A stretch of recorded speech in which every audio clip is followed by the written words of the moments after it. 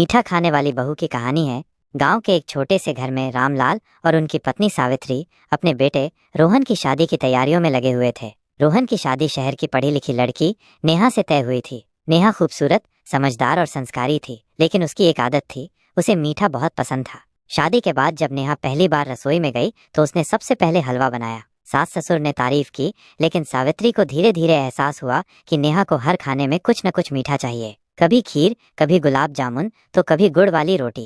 सावित्री को चिंता होने लगी कि ज्यादा मीठा सेहत के लिए अच्छा नहीं होता।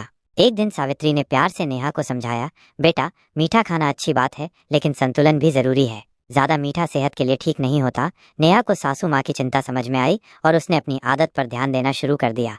लेकिन जब भी वो मीठा देखती, खुद को रोक ही नहीं पाती और अपनी आदत से मजबूर वो मीठा खाती रहती है। उसके मीठा खाने की आदत अब बढ़ती जा रही थी। दिन में वो जहाँ 2 बार मीठा खाती थी, अब वो 5-6 बार गुलाब जामुन तो कभी हलवा बनाकर खाती थी। उसकी सास ने भी अब उसे बोलना छोड़ दिया था। उसका पति भी उसे कहता, लेकिन नेहा एक कान से सुनती और दूसरे से निकाल देती। फिर एक दिन मीठा खाकर नेहा अपने कमरे की तरफ बढ़ती है तो उसे चक्कर आ जाते हैं और वो गिर जाती है। सावित्री ये देखकर घबरा जाती है और उसे डॉक्टर के पास ले जाती है, जहां डॉक्टर बताते हैं कि नेहा को डायबिटीज हो गई है। अब अगर उसने थोड़ा भी मीठा खाया तो उसकी जान को खतरा हो सकता है।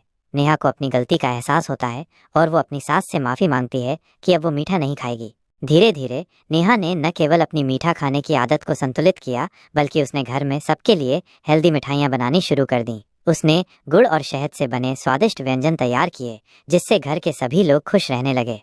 रामलाल और सावित्री को अपनी बहू पर गर्व था, क्योंकि उसने न केवल अपनी आदत सुधारी, बल्कि घर में एक नई सकारात्मक ऊर्जा भी ले आई। इस तरह मीठा खाने वाली बहू अपने प्यार और समझदारी से सबका दिल जीतने में कामयाब रही।